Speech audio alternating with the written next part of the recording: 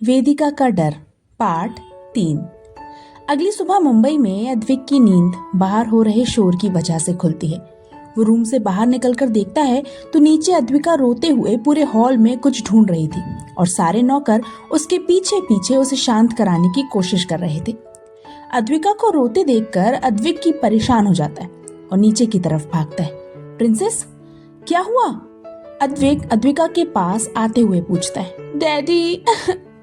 अद्विक की आवाज सुनकर अद्विका उसकी तरफ भागती है तो अद्विक झुककर अद्विका को अपनी गोद में बैठा लेता है। क्या हुआ बच्चा, इतनी सुबह सुबह आप रो क्यों रहे हो?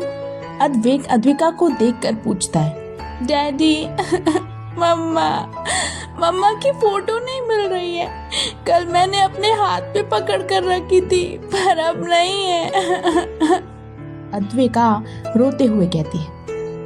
अद्विका की आवाज सुनकर अद्विक चैन की सांस लेता है। वो मुस्कुराते हुए अद्विका के माथे को प्यार से चूमकर उसे देखकर कहता है। प्रिंसेस, मम्मा की फोटो कहीं नहीं खोई, वो तो डैडी के पास है। आपके पास? अद्विका अपनी आंसू भरी आंखों से अद्विक को देखकर पूछती है। हाँ बच्चा, मेरे पास। चलो अब रोना बंद करो, मैं तुम्हें तुम्हारी मम्मा की फोटो देता हूँ। कहकर अद्विक अद्विका को लेकर ऊपर रूम की तरफ बढ़ जाता है। वहीं उदयपुर में सुगंधा जी अपने हाथ में चाय लिए आंगन में आती है और वहां बैठे आदमी को देखकर कहती है। जी, आपकी चाय। सुगंधा जी की आवाज सुनकर आंगन में बैठा आदमी, जो अपनी नजरें अखबार में गड़ाए बैठा था, वो अखबार फोल्ड करके साइड में रखता है और सुगंधा जी से चाय लेकर उसकी चुस्की लेते हुए पूछता है। क्या बात है, आज छोटी बहू नहीं दिख रही है? ये आदमी और कोई नहीं, कौशिक परिवार के मुखिया और सुगंधा जी के पति रविंद्र कौशिक थे, जिनके लिए परिवार की इज्जत से बढ़कर और कुछ भी नहीं था। अपने पति रविंद्र जी का सवाल सुनकर सुगंधा जी एक पल के लिए हड़बड़ा जाती हैं। वो परेशान सी मनीषा को देखने लगती हैं, जो खुद भी रविंद्र जी का सवाल सुनकर अपना हाथ का काम छोड़कर उन्हें ही देख रही थी। हाँ माँ, आज वेदिका नहीं दिख रही है, कहाँ है वो? ये सवाल सुगंधा जी के बड़े बेटे सागर ने पूछा था, जो वहीं रविंद्र जी के पास बैठा हुआ था। वो पीछे वाले कमरे में है पापा, कल दादी और मम्मी ने उन्हें वहां बंद कर दिया, अमित आते हुए कहता है। अमित की बात सुनकर रविंद्र जी गुस्से से सुगंधा जी को देखते हैं। वहीं सागर एक नजर गुस्से से मनीषा को देखकर वहां से उठकर पीछे वाले कमरे की तरफ चले जाता है। क्या है ये सब सुगंधा? कितनी बार कहा है कि मुझे अपने घर में ये सब नहीं चाहिए। रविंद्र जी सुगंधा जी को देखकर कहते हैं। मैंने कुछ गलत नहीं किया जी, वो मनहूस इसी के लायक है। देखिए अमित को, कल उसकी वजह से अमित को कितनी चोट आई है। पहले आते ही साथ मेरे छोटे बेटे सिद्धांत को खा गई और कल उसकी वजह से मेरे पोते को चोट लग गई। मुझे तो समझ नहीं आता कि आप उसे यहाँ रखे क्यों हैं, इस घर से निकाल क्यों नहीं देते। सुगंधा जी रविंद्र जी को देखकर कहती है। बस, हमें क्या करना है क्या नहीं करना है ये तो हमें नहीं बताओगी। वेदिका इस घर की बहू है, हमारे घर की इज्जत। वो जब तक जिंदा है इसी घर में रहेगी, फिर चाहे कैसे भी रहे। कहकर रविंद्र जी अपनी जगह से उठकर चले जाते हैं। रविंद्र जी की बात सुनकर सुगंधा जी को बहुत गुस्सा आता है। वो गुस्से से मनीषा को देखकर कहती है। जाओ उठाओ महारानी को, भगवान जाने कब इस मनुष्य से छुटकारा मिलेगा।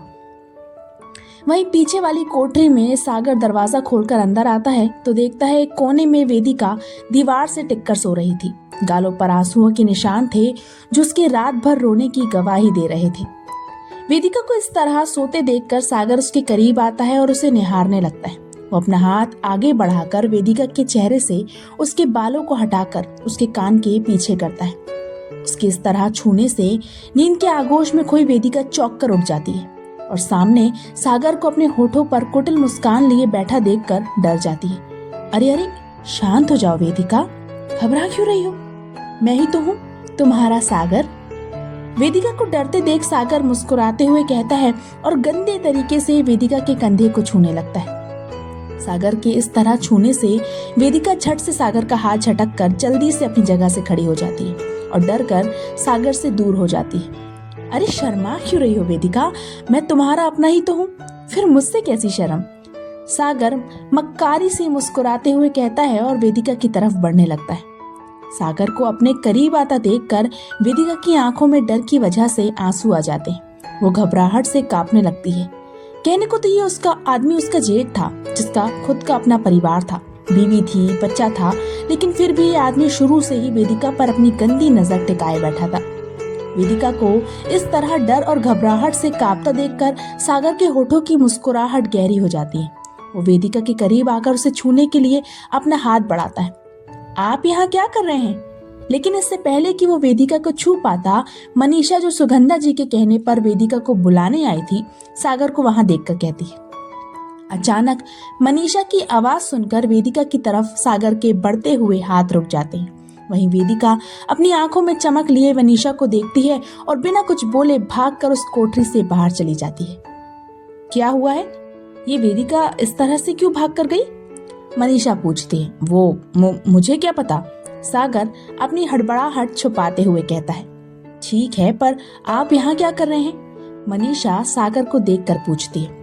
कुछ नहीं, बस उसे लेने आया था, सागर कहता है। कुछ ज्यादा ही मेहरबान नहीं होते हैं आप उस पर?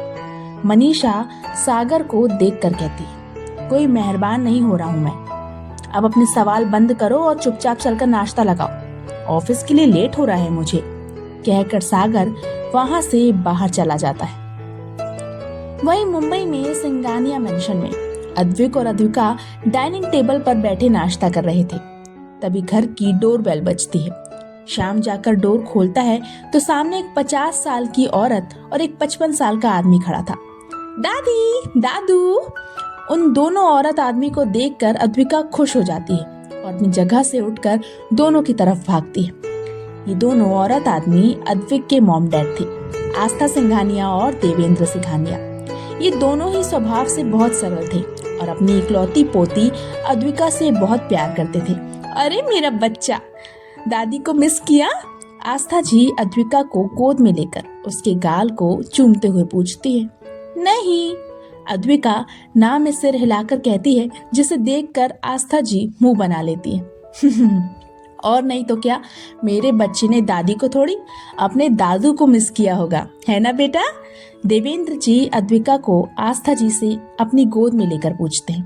नहीं, मैंने आपको भी मिस नहीं किया, अद्विका कहती है तो देवेंद्र जी का मुंह बन जाता है और आस्था जी हंसने लगती हैं। मॉम, डैड, अद्विक दोनों के पास आकर उनके पैर छूता है। कैसे हो बेटा? आस्था जी अद्विक को देखकर पूछती है। मैं ठीक हूँ मॉम। आप दोनों अकेले आए? दादी माँ नहीं आई? अद्विक पूछता है।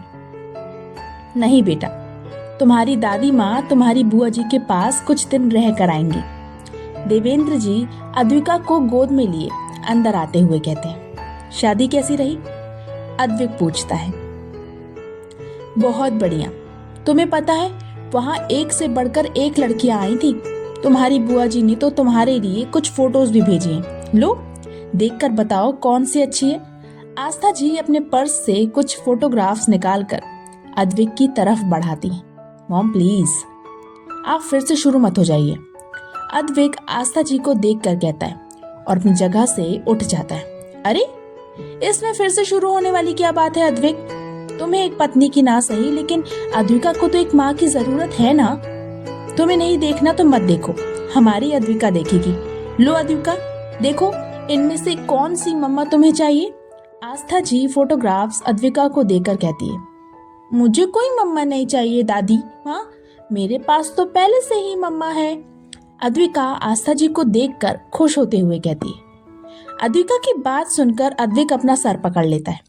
वहीं आस्था जी और देवेंद्र जी असमंजस से अद्विका को देखने लगते हैं। ये तुम क्या कह रही हो बेटा? देवेंद्र जी अद्विका को देखकर पूछते हैं।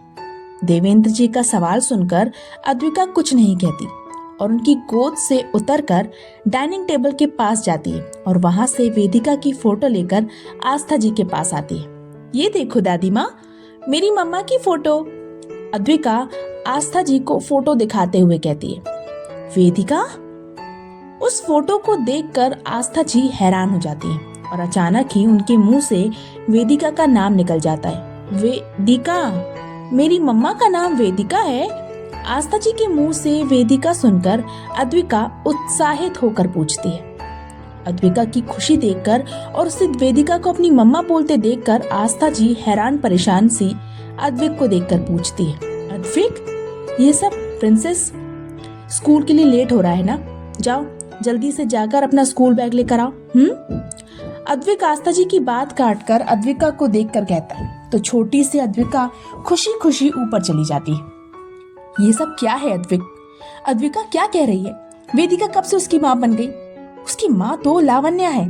देवेंद्र जी अद्विक को देखकर उससे सवाल करते हैं। डैड प्लीज उसका नाम भी मेरे सामने मत लीजिए। अद्विक गुस्से से देवेंद्र जी को देखकर कहता है नहीं लेंगे नाम, पर पहले तुम ये बताओ कि वेदिका की तस्वीर अद्विका के पास क्या कर रही है और उसने वेदिका को अपनी माँ क्यों कहा? आस्था जी अद्विक को देखकर कहती है क्या जवाब देगा अद्विक? और कौन है ये लावण्या जिसे देवेंद्र जी अद्विका की माँ बता रहे हैं? जानने के लिए पढ़ते रहिए आरज़ू तेरे प्यार की जारी है। तो इसी के साथ आज का ये पाठ यहीं समाप्त हुआ। मिलेंगे कल अगले पाठ के साथ। तो उम्मीद है आप लोगों को ये स्टोरी पसंद आ रही होगी। प्लीज मुझे सब्सक्राइब कीजिए, वीडियो को लाइक कीजिए, शेयर कीजिए। Bye bye.